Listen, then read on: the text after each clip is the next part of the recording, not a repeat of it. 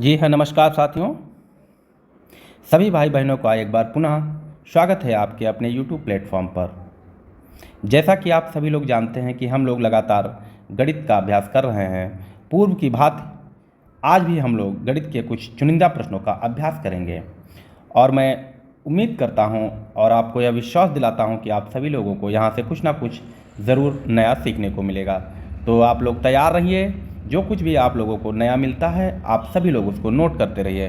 कुछ महत्वपूर्ण फार्मूलेज मिलेंगे, यहाँ पर सूत्र मिलेंगे जिनकी सहायता से आप आने वाले प्रश्नों को हल कर पाएंगे। तो बड़ा ध्यानपूर्वक ही इसको देखिएगा आप सभी लोग और बहुत ही फ़ायदा मिलेगा। तो चलिए शुरुआत करते हैं हम लोग आज के अपने इस प्रैक्टिस सेट की। प्रश्न नंबर 1, एक श्रमिक की 5 दिनों की मजदूरी 165 रुपये है तो उसकी 25 दिनों की मजदूरी क्या होगी? क्या 775 रुपये होगी, क्या 825 रुपये होगी, 875 होगी या फिर 4125 रुपये होगी? तो यहाँ पर दिया है कि कितने दिनों की मजदूरी दी है, 5 दिनों की मजदूरी दी है और वो कितना दिया है, 165 रुपये। हमसे क्या पूछा गया है कि 25 दिनों की मजदूरी क्या होगी। तो हम लोग क्या करेंगे, जब 5 दिनों की मजदूरी 165 है तो 25 दिनों की मजदूरी क्या होगी। यदि हम एक दिन की मजदूरी निकाल लें तो एक दिन की मजदूरी कितनी हो जाएगी, 165 बटे 5 हो जाएगी ना। ये कितनी हो गई, एक दिन की मजदूरी हो गई। अब हमें निकालनी है 25 दिनों की मजदूरी, तो हम 25 से इसको मल्टीप्लाई कर देंगे। यहाँ क्या करेंगे, 5 से 25 कट जाएगा 5 बार और क्या हो जाएगा, 165 गुणा 5 हो जाएगा। इसको मल्टीप्लाई करेंगे तो कितना हो जाएगा, 25 25 का 5 हासिल 2 लगेगा, 5 छंगा 30 और 2 32 हो जाएगा और हासिल कितना आएगा, 3, 5 कम 5 और 3 8।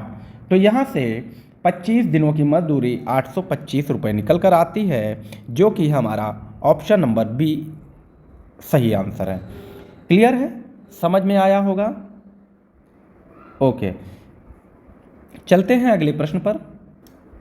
प्रश्न नंबर 2, धन की एक मात्रा 10 वर्षों में साधारण ब्याज से 2.5 गुनी हो जाती है, वार्षिक ब्याज की दर क्या होगी?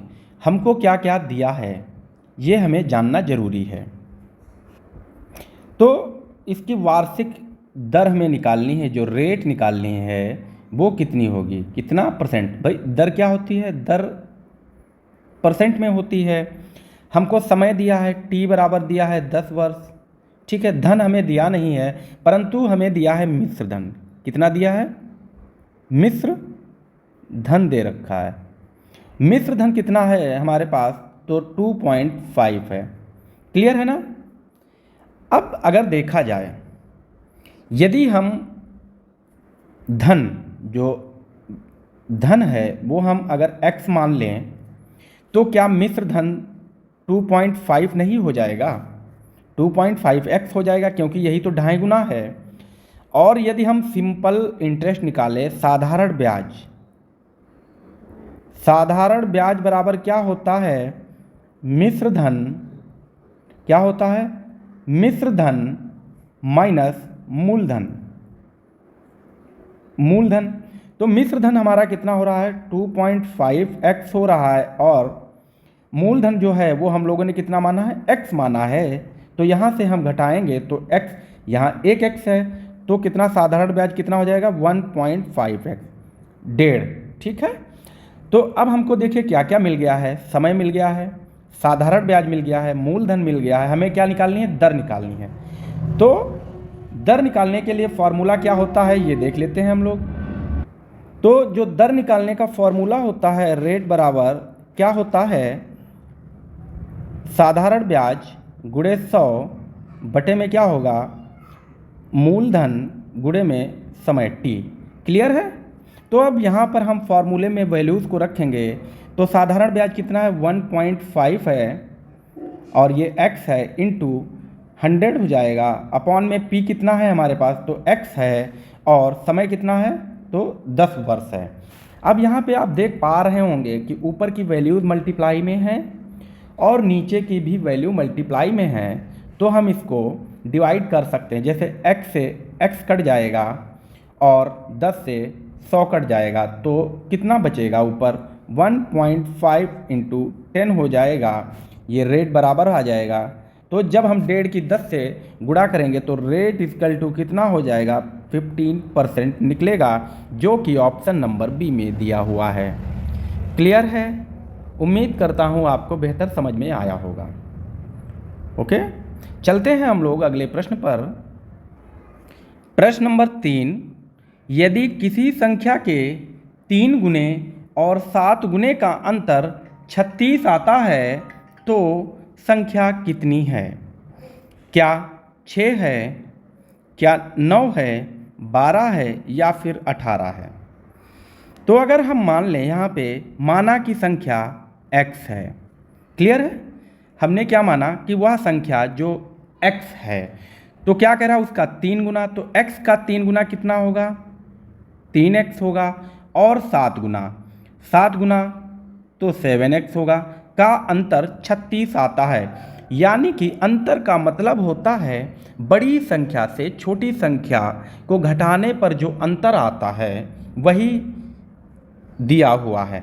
तो हम इसको क्या कर सकते हैं 7x माइनस 3x, यही कह रहा है ना, संख्या के 3 गुने और 7 गुने का अंतर, तो 7 गुना माइनस 3 गुना बराबर कितना आ रहा है 36 आ रहा है।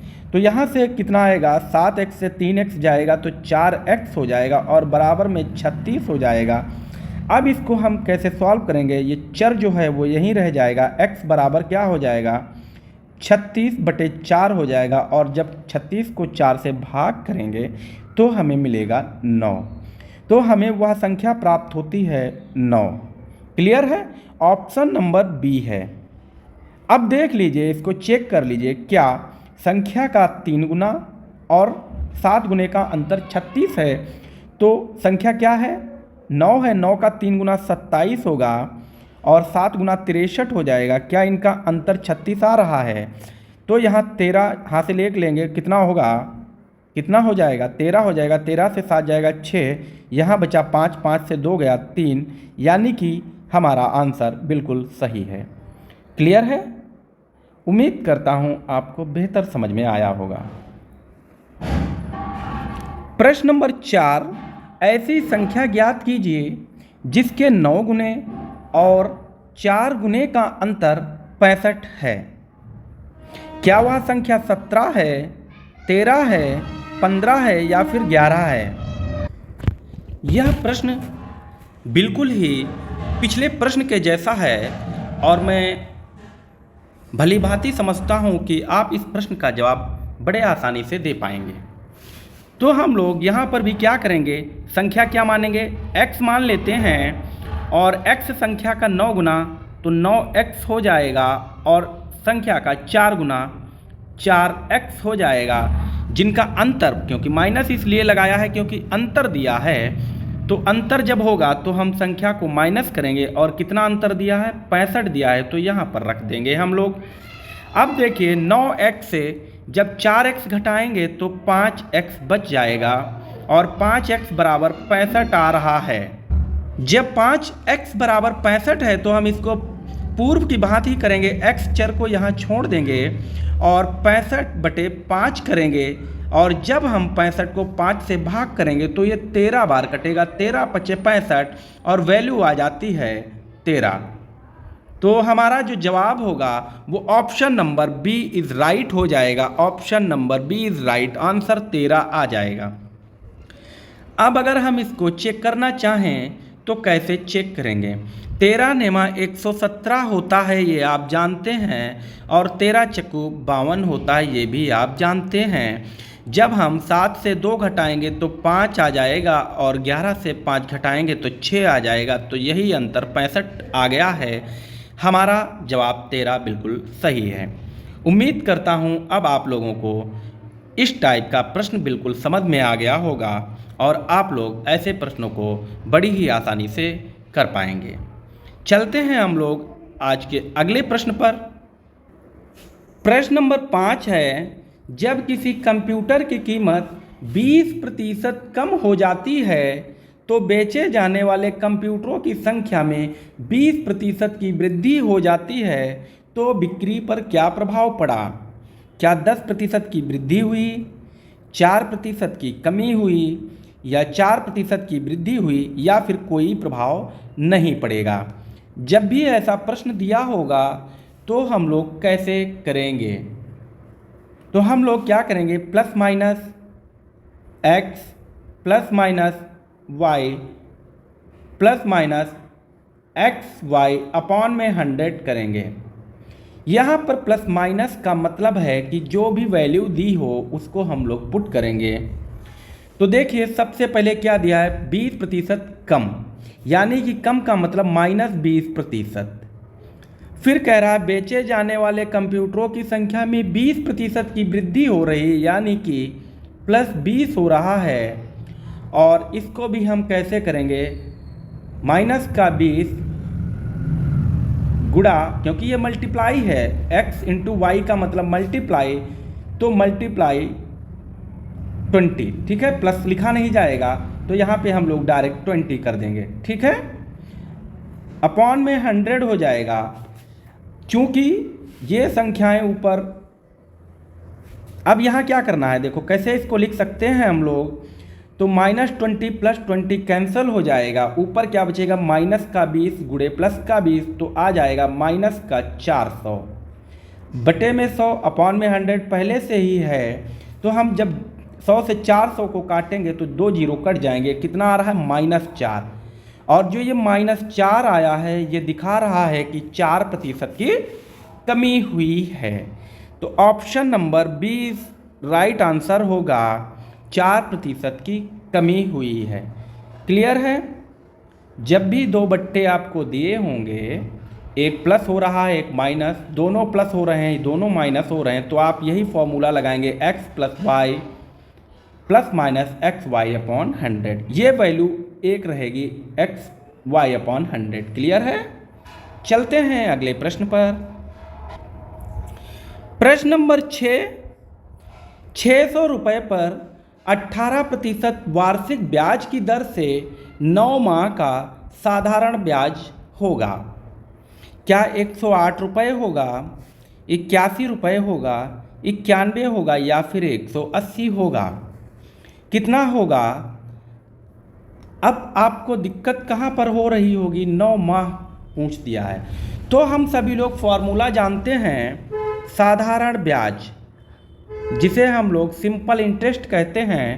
साधारण ब्याज बराबर P का मतलब होता है मूलधन इंटू R का मतलब होता है दर, जो कि 18% दी है, और समय T अपॉन में होता है 100। क्लियर है? ये फार्मूला आप सभी लोग याद कर लीजिए, रट लीजिए, इसको काम आएगा। तो साधारण ब्याज ही हमको निकालना है। कैसे करेंगे, SI इक्वल में मूलधन जो प्रिंसिपल है हमको कितना दिया है, 600 रुपये, तो P की जगह हम लोग 600 रुपये रखेंगे। रेट ऑफ इंटरेस्ट जो दर दिया है वो 18% दिया है, और समय दिया है 9 माह, तो हम लोग 9 माह को लिख सकते हैं 9/12, क्योंकि एक साल 12 महीने का होता है, इसलिए हम लोग 9 माह को 9/12 लिखेंगे और अपॉन में 100 हो जाएगा। यहाँ तक बात आपको समझ में आई? ओके। अब हम लोग क्या करेंगे, 100 से 600 को काट देंगे तो 6 बचेगा। यदि इसको डिवाइड करें तो 6 दूनी 12, 6 तियाँ 18 हो जाएगा, और 2 से 6 को काटेंगे तो 3 आ जाएगा। क्लियर है? अब सिंपल इंटरेस्ट साधारण ब्याज बराबर क्या आ गया, 3 गुणे 3 गुणे 9 आ गया। जब इसको हम मल्टीप्लाई करेंगे, गुणा करेंगे, तो आएगा 3 तिहाई 9 तिहाई 81। साधारण ब्याज सिंपल इंटरेस्ट कितना आएगा, 81 रुपये निकलेगा। यानी कि 600 रुपये पर 18% वार्षिक ब्याज की दर से 9 महीने का जो ब्याज होगा वो 81 रुपये आएगा। ऑप्शन नंबर बी करेक्ट है। क्लियर है? उम्मीद करता हूँ आप लोग बेहतर तरीके से समझ पा रहे होंगे।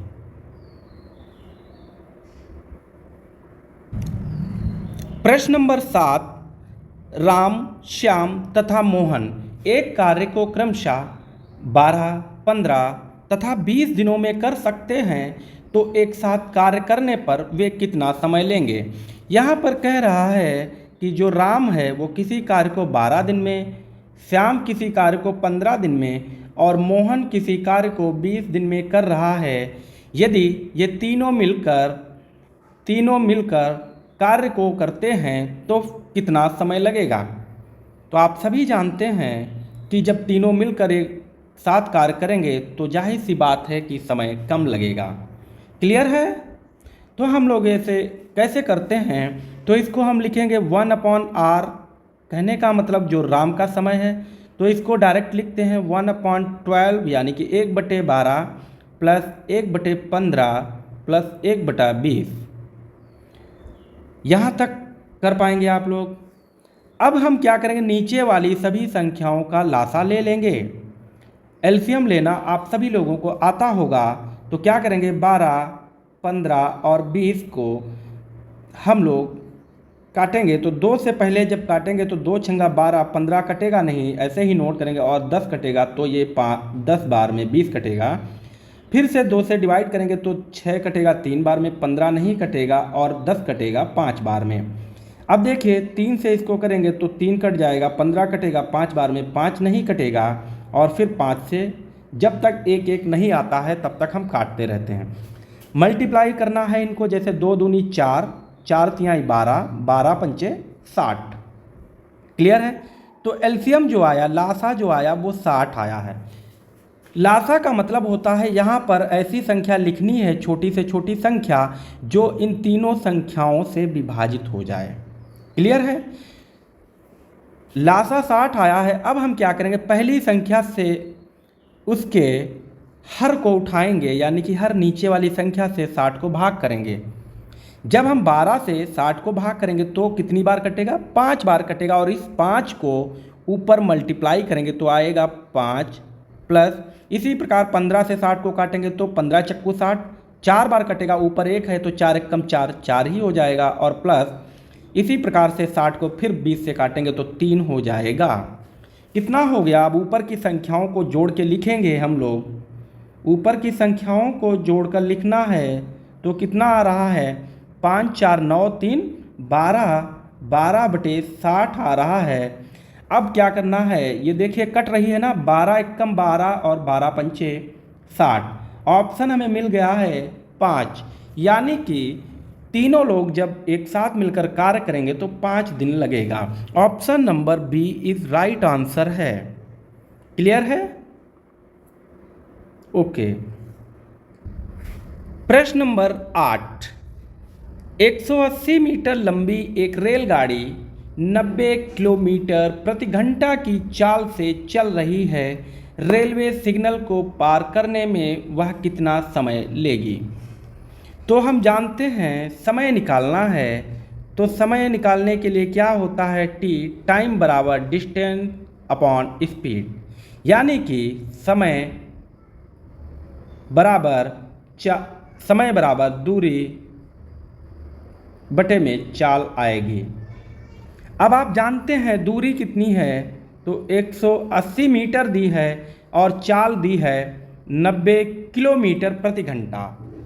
एक बात ध्यान रखिएगा, जब दूरी मीटर में दी हो और चाल किलोमीटर में दी हो तो हम इसको मल्टीप्लाई कर देते हैं 18/5 से। क्लियर है। 18/5 से इसको गुणा कर देंगे। अब देखिए क्या होगा, 90 से 180 को भाग करेंगे तो 2 बार कटेगा, कितना हो जाएगा ऊपर, 2 × 18/5। क्लियर है। जब यहाँ इसको मल्टीप्लाई करेंगे तो कितना आ जाएगा, 36/5। 36/5, और 36 को जब 5 से भाग करोगे तो आ जाएगा 7.2। कैसे, 36 है, इसको 5 से भाग करना है तो 5 7 35 हो जाएगा। हासिल 5 7 35 हो गया, शेष बचा 1, 1 नहीं कटेगा तो लगाएंगे 10 बढ़ाएंगे और 5 दूनी 10, 7.2। Option number B is correct answer है। क्लियर है। ओके। प्रश्न नंबर 9, दो नल एक टैंक को क्रमशः 8 घंटे तथा 6 घंटे में भर सकते हैं। एक तीसरा नल इसे 12 घंटे में खाली कर सकता है। यदि तीनों नल एक साथ खोल दिए जाएं तो टैंक में कितना समय लगेगा, यानी कि टैंक को भरने में कितना समय लगेगा। जो मान लेते हैं एक नल ए है जो 8 घंटे में टंकी को भर रहा है और बी नल 6 घंटे में भर रहा है, वहीं सी नल जो है वो इसे क्या कर रहा है, खाली कर रहा है, यानी कि माइनस कर रहा है 12 घंटे में। क्लियर है ना। तो जब हम तीनों नल को एक साथ खोलेंगे तो क्या होगा, ये दो नल तो मिलकर टंकी को भरेंगे, परंतु ये वाला जो सी नल है ये क्या करेगा, टंकी को खाली करेगा। तो इसका समीकरण बनेगा कि जो नल ए है वो 1/8 प्लस 1/6 हो जाएगा, क्योंकि ये दोनों नल भरेंगे। और खाली करने वाले को हम क्या करेंगे, 1/12 माइनस करेंगे, क्योंकि ये खाली कर रहा है। अब हमें क्या करना है कि नीचे वाली संख्याओं को पूर्व की भांति एलसीएम लेंगे, तो एलसीएम कितना आएगा, 24 आएगा। आप लोग इसको करने की कोशिश कीजिए। अब देखिए 24 को हम जब 8 से भाग करेंगे तो 3 बार कटेगा और 3 ऊपर मल्टीप्लाई होगा तो 3 ही आएगा। क्लियर है। चिन्ह लगा है धन का तो प्लस का चिन्ह लगा देंगे, साइन लगाएंगे। उसके बाद हम क्या करेंगे, इस वाली वैल्यू को उठाएंगे और इससे हम क्या करेंगे, 24 को भाग करेंगे। तो कितनी बार कटेगा, 6 चौक 24, 4 बार कटा है और वही 4 यहाँ पर हम क्या करेंगे, मल्टीप्लाई करेंगे तो आ जाएगा 4। उसके बाद हमारे पास साइन है माइनस का साइन लगाएंगे और 12 से जब 24 को भाग करेंगे तो 2 बार कटेगा और यही 2 ऊपर मल्टीप्लाई करेंगे तो फिर आएगा 2। क्लियर है। अब यहाँ से क्या करना है, 4 3 7, 7 - 2/24 कितना आएगा, 5/24 आ गया है। 5/24 जब इसको हम हल करेंगे तो 24 को 5 से भाग करेंगे तो कितना आ जाएगा, 5 चक्कू 20, 4 शेष बचा, कटेगा नहीं तो हम लगाएंगे 0 बढ़ाएंगे, 5 अट्ठे 40। जो निकल कर आया है answer 4.8। Option number C right answer है, सी राइट आंसर है। और उम्मीद करता हूँ आप बेहतर समझ पाए होंगे। क्लियर है। चलते हैं आज के अपने अंतिम प्रश्न पर। प्रश्न नंबर 10 जो कि आज का अंतिम प्रश्न है। किसी त्रिभुज के कोण 1:2:3 के अनुपात में है तो सबसे छोटा यहाँ पर कोण होगा, सबसे छोटा कोण होगा। तो सबसे छोटा कोण कौन सा होगा, जो 1 है।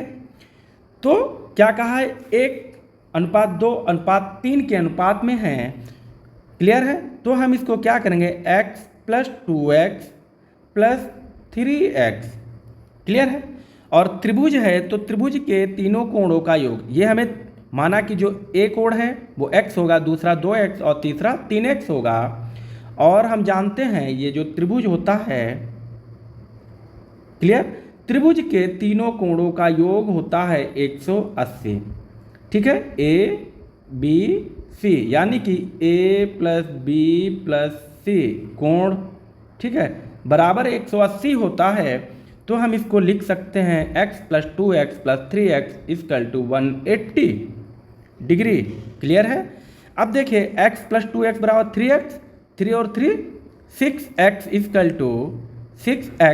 = 180 डिग्री।